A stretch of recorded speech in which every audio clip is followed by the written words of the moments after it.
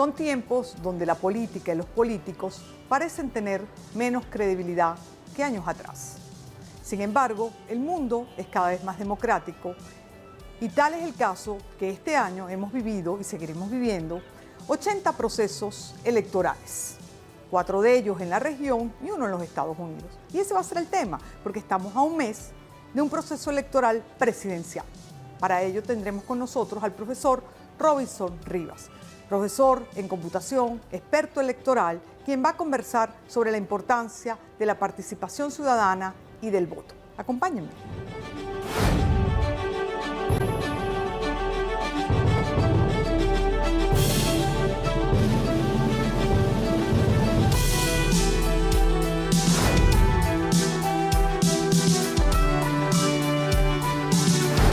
Profesor Rivas, gracias por habernos acompañado. Gracias a ustedes por la invitación. En el día de hoy, pues vamos a conversar de un tema por demás importante para el que usted es un experto electoral, además de profesor universitario en el área de computación. ¿Qué significa una elección presidencial para el ciudadano? Esa pregunta tiene muchas respuestas, puede significar cosas distintas para cada quien. ¿Para usted? Pero en general, para mí, es la oportunidad que tenemos todos los ciudadanos del país, todos los que estamos habilitados para votar, los mayores de edad, de darle un liderazgo al país de acuerdo a nuestras preferencias políticas. Y eso es muy importante porque esta oportunidad no la han tenido todas las sociedades, no la han tenido todos los países a lo largo de la historia. ¿El mundo es más democrático ahora o menos democrático?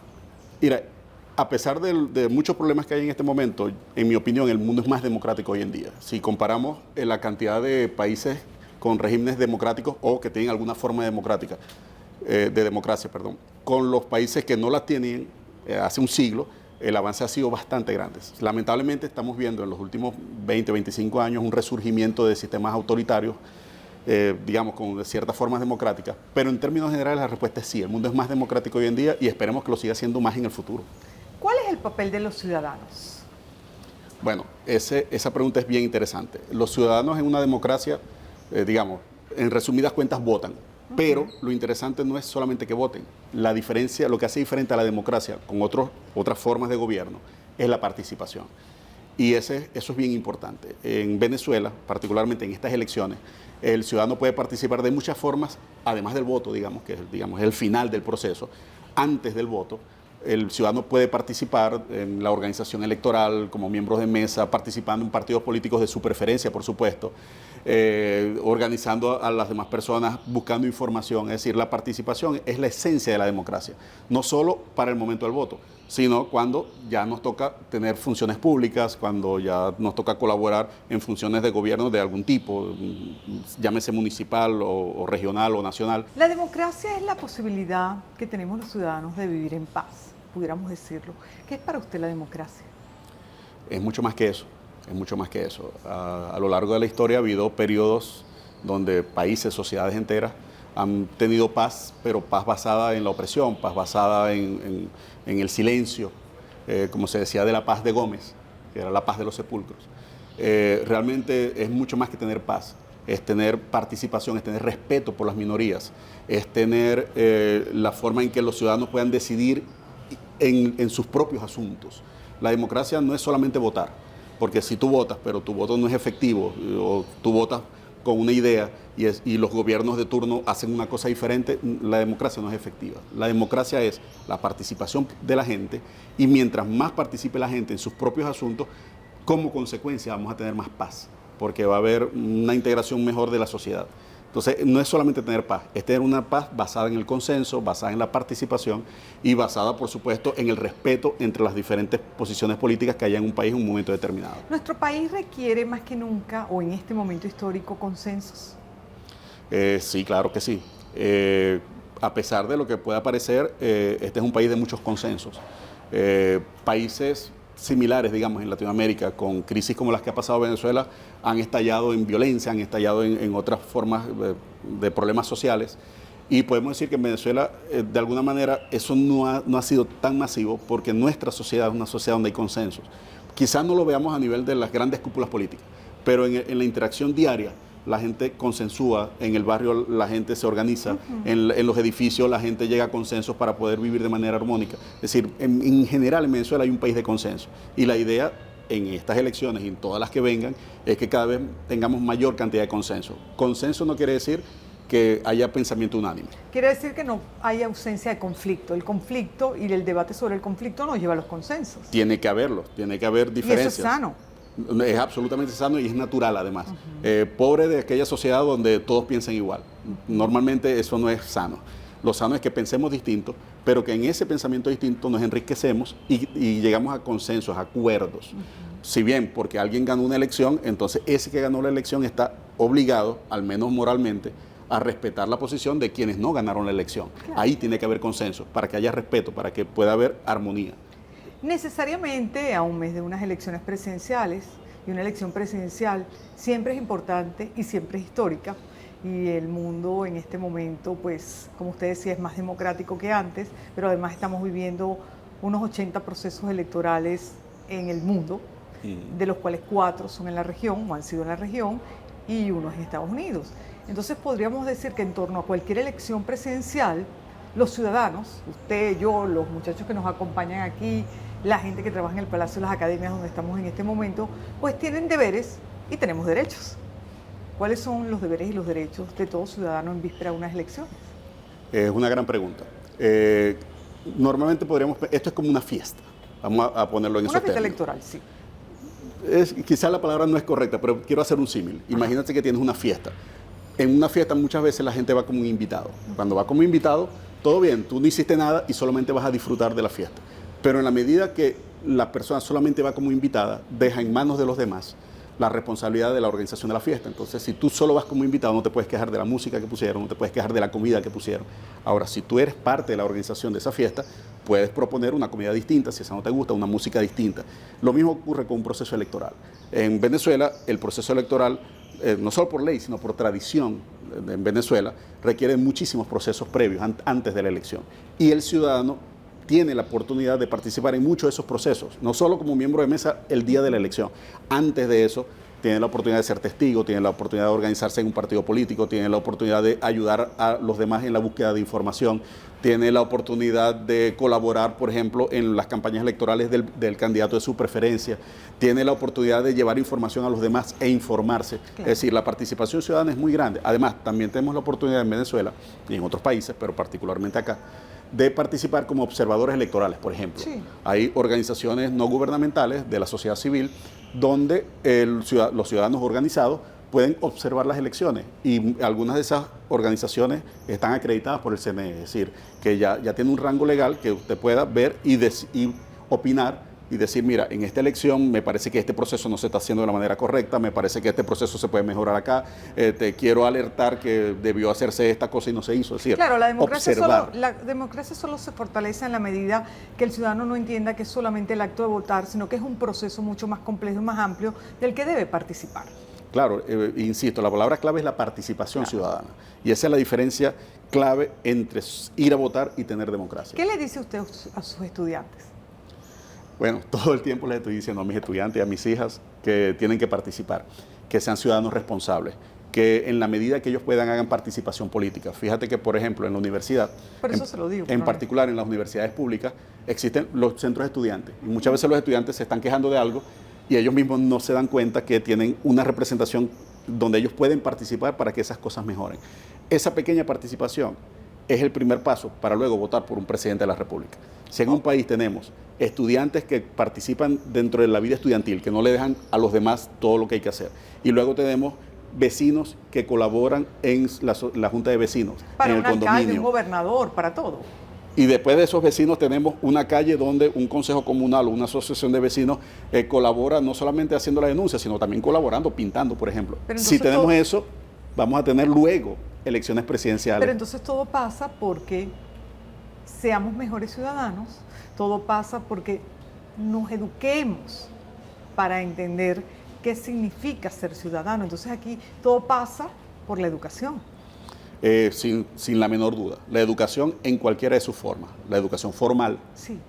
escuela, liceo, universidad, y la educación ciudadana también. Claro, a eso me refiero. Por ejemplo, en el ámbito político hay muchísimas organizaciones en Venezuela, eso muestra un poco la vitalidad de la sociedad venezolana, que hacen formación de las personas. Formación, no solamente la formación clásica, digamos, en un oficio o de una carrera, sino también la formación en valores. Tenemos muchas organizaciones no gubernamentales que se encargan de la atención a las personas con discapacidades, que se encargan de la atención a las mujeres que están pasando con problemas sociales, la atención a los niños, etcétera. Ese tipo de organización es una forma de educación también. Y nuestros niños absorben eso, nuestros jóvenes absorben eso. Ven que hay otros que están haciendo lo mejor que tienen por los demás, y eso se refleja luego en la participación ciudadana. Usted es miembro de los observadores de la Asamblea de Educación. Me gustaría que nos comente un poco más sobre lo que ahí se hace. Asamblea de Educación es una asociación civil que se esfuerza por promover mejoras en la educación venezolana, y la Red de Observación es un programa de la Asamblea de Educación donde un grupo de ciudadanos nos organizamos para hacer observación electoral, que no es solo mirar cómo estuvieron las cosas, no solamente es ver si la mesa se abrió a tiempo.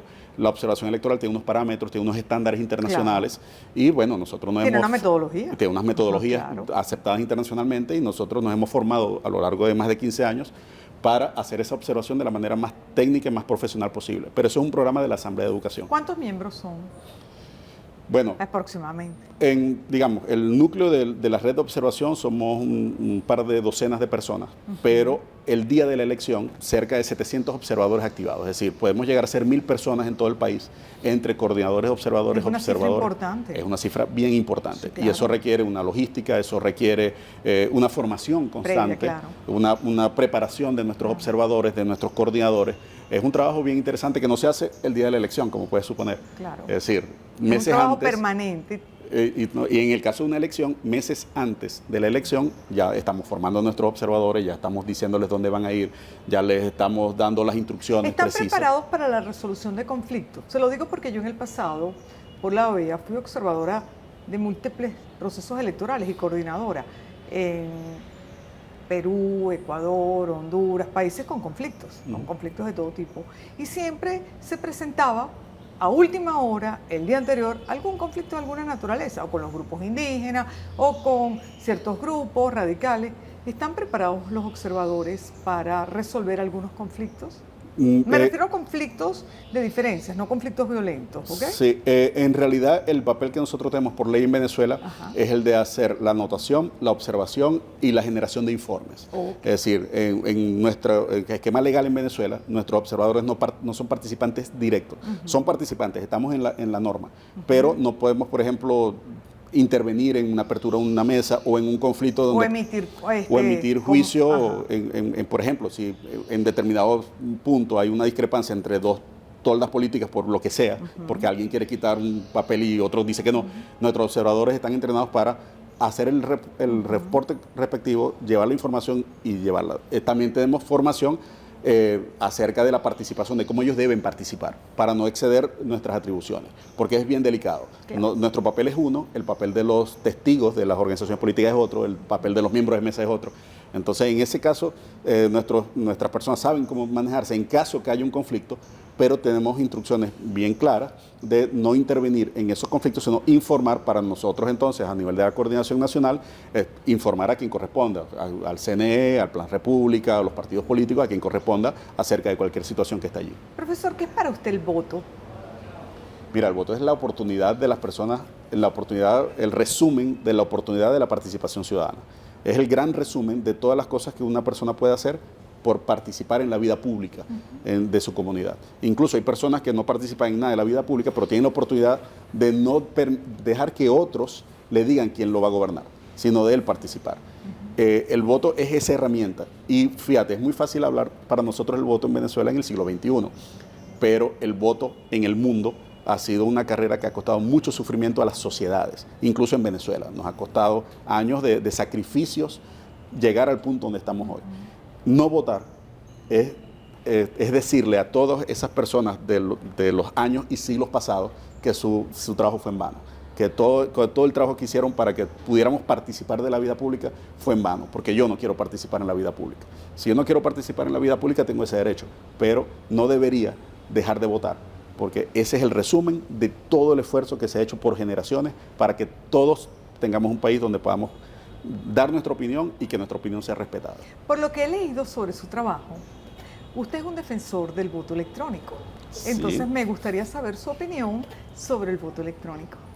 Fíjate, es bien interesante esa pregunta, porque en la medida que ha cambiado la sociedad, han cambiado las formas como se vota. Desde las primeras votaciones en el mundo occidental, los griegos, se hace a mano alzada o con una ostra.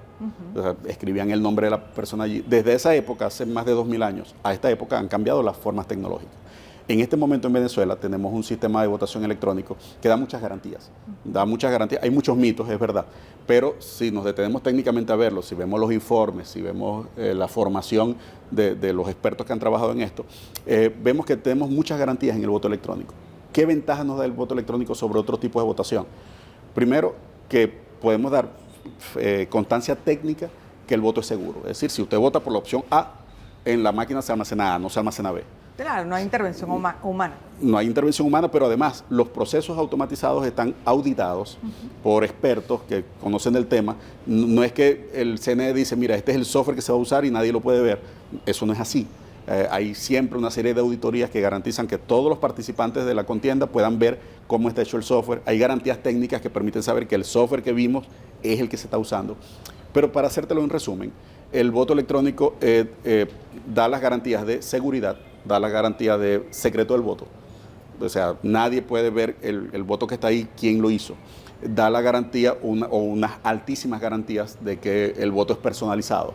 Con el uso de la huella dactilar, las garantías son altas, no son del 100%, pero son muy, muy altas, casi el 100%, de que no puede haber una usurpación del voto con otra huella. Es decir, el sistema ha ido evolucionando para dar una cantidad importante de garantías. Cuando hay gente que defiende el voto manual, el voto manual puede aplicarse en circunstancias muy pequeñas. Por ejemplo, si estás eligiendo una junta de condominio, hay 20 vecinos, el voto manual ahí, a mano alzada, funciona perfectamente. Pero cuando tienes millones de votos, donde las condiciones pueden ser difíciles, donde puedes tener la desconfianza de algunos de que en algunos sitios solamente hay personas de un partido y no del otro, cuando empieza a haber ese término de desconfianza, el voto electrónico es donde muestra su valor. El voto electrónico ahí te da esas garantías, aunque no estés presente para ver cómo votó la otra persona.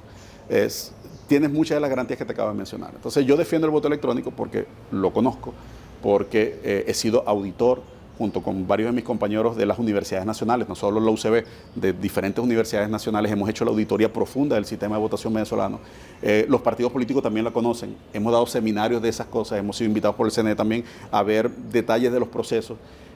Y eso, de manera muy responsable, te puedo decir que me da la confianza de decir que este sistema automatizado da esas garantías dentro del voto venezolano. Pero además de eso, yo he tenido la oportunidad de ser auditor de sistemas electrónicos fuera del país también, que son distintos a los del CNE. Y en todos, mientras se preserven esas garantías, en todos los países y en todas las situaciones, las sociedades que he visto, el voto electrónico parece ser la tendencia a nivel mundial porque dan unas garantías y de una rapidez de decir, mira, aquí pasó lo que pasó y esto es lo que está claro y todo el mundo lo puede auditar, todo el mundo lo puede revisar. ¿Usted considera que se ha hecho suficiente labor educativa para explicarle esto que usted me acaba de decir y que le está diciendo a nuestra audiencia sobre el voto electrónico a la gente?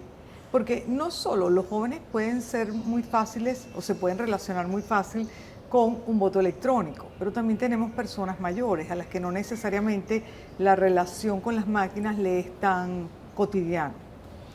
Bueno, yo creo que ahí sí hay una falta importante de todos los elementos que conforman el poder electoral venezolano, no solo el CNE, todos los elementos, los partidos incluidos, porque efectivamente hay una falta de educación. Lamentablemente, durante años hemos tenido más bien una narrativa contraria al voto electrónico. Hemos tenido una narrativa donde se han dicho cosas que nadie ha podido demostrar sobre alteración del voto. Nuestra tarea en la red de observación y como auditores académicos ha sido siempre tratar de fomentar que esos mitos se disipen con la claridad de las evidencias. Es decir, aquí están las evidencias. Pero tú acabas de mencionar algo muy importante. Las personas mayores o las personas que no confían en el voto electrónico. Usted va en la máquina, usted pulsa un candidato. El comprobante de votación tiene el nombre de ese candidato. Usted lo deja en la caja. Después que termine el proceso electoral, en las actas automatizadas salen el conteo de los votos y la ciudadanía tiene la oportunidad de contar las cajas. Eso es lo que se llama la etapa de verificación ciudadana. Y no hay ninguna evidencia que indique que cuando la gente cuenta esas cajas, las cosas sean distintas a lo que está en el acta y sea distinta a lo que luego se publica en el CNE. En tanto y cuanto se publique en la página del CNE y usted pueda ver el acta de su centro de votación, las cosas han coincidido. Entonces, incluso una persona que desconfíe de las máquinas o una persona mayor, no tiene por qué ser mayor, simplemente una persona que considera que la máquina no es lo mejor. Esa persona, una vez que vota, le sale el papelito y ese papelito la persona puede luego quedarse y ver que tal como se metió, el conteo coincide con el acta. Entonces, la gente dice, bueno, entonces, ¿por qué no voté solo con el papelito y contamos las actas? Bueno, porque la máquina no solamente las cuenta sin error, sino que las transmite de manera adecuada, segura, y eso coincide con lo que está publicado. ¿Qué le diría usted, profesor, a los jóvenes que tienen apatía por votar o a las personas no tan jóvenes que a lo mejor este sistema tecnológico les genera incertidumbre o desconfianza? Bueno, es bien interesante eso porque lamentablemente hemos visto, y tengo constancia de eso, lamentablemente, que hay un cierto sector de jóvenes que han perdido la fe en el poder del voto. Y muchos jóvenes no se inscribieron. Es verdad también que ha habido diferentes dificultades para la actualización del registro, eso no lo vamos a esconder, eso es una realidad. Y también pareciera que es un fenómeno mundial, porque hay un fenómeno que es claro y está siendo estudiado, que es la apatía hacia los partidos y la desconfianza hacia los partidos y hacia las elecciones y hacia el voto y hacia todo lo que es político. Sí, por eso te digo, lamentablemente tenemos evidencia, constancia que eso ocurre no solo en Venezuela, sino en otras sociedades. ¿Y qué le diría yo a esos jóvenes que no creen en el poder del voto? Bueno, que piensen en la alternativa. Es decir, ¿cuál es la alternativa a no votar? La alternativa a no votar es tener países que lamentablemente siguen existiendo en el mundo, donde el gobernante te dice lo que tú tienes que hacer y tú no tienes ninguna forma efectiva de protestar. Si tú no votas, le estás dando el poder del voto a otra persona. Imagínate una situación donde hay 3 personas que tienen que votar y 2 deciden no votar. Con el voto de uno se decide. Sí, claro, le estás dando tu poder. Le estás dando el poder a otra persona. Y aunque pudiéramos pensar que un voto no hace la diferencia, la verdad es que no es uno. Si somos 10.000, 20.000, 50.000 personas que nos organizamos para defender el poder del voto, ya no es un voto, son 50.000, 20.000, 100.000 votos. Yo le diría a esos jóvenes que observen, que estudien un poco la historia, porque es muy fácil, digamos, vivir como lo tenemos en este momento. Con todas sus dificultades, que no las escondemos, podemos tener ciertos niveles de participación. ¿No quisieras tener más participación? ¿No quisieras poder influir más en la vida pública? ¿No quisieras que las cosas fueran diferentes? Bueno, sí, el voto es el primer paso. Es el gran resumen de la participación ciudadana, pero es el primer paso para los jóvenes. Lamentablemente es un fenómeno mundial, eso tiene otras causas que serían bien largo explicar. Sí, eso sería otro programa. Pero en general ese es el mensaje que tratamos de transmitirle a nuestra juventud. Voten, regístrense, hagan valer su derecho, no permitan que los demás voten por ustedes, participen. Hay muchas formas de participar, el voto es una, pero hay muchas formas de participar. Intégrense a la vida pública. Por supuesto, hay gente que nació para eso, hay activistas políticos que esa es su pasión, esa es su vida y bueno, se dedican a tiempo completo a la política. Yo no les digo a la gente que usted tiene que ser político. Tiene que ser ciudadano. Que sea ciudadano. Esa es la palabra correcta, que participen, que se preocupen por sus problemas, que no dejen que los demás decidan y aunque sea en un pequeño ámbito, háganlo. Una vez que lo hagan, se sentirán más responsables y además estarán más seguros que lo que están haciendo es lo mejor. Y además esos jóvenes de hoy serán los adultos de mañana, tendrán sus hijos y tienen que legarle a las generaciones futuras la posibilidad de que este pueda seguir siendo un país de libertades y no un país donde unos pocos decidan y los demás no tengamos oportunidad de participar. Profesor, le agradezco mucho su participación en el programa, sus explicaciones además muy pristinas, muy claras, muy oportunas y sobre todo el conocimiento, porque lo importante es poder hacer programas y tener conversaciones que le lleguen a un público más amplio, pero con especialistas.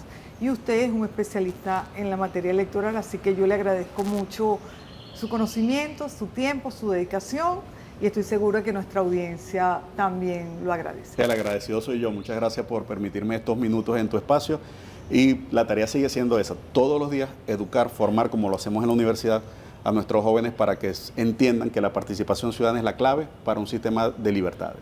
Bueno amigos, hasta la próxima oportunidad, los espero. Gracias.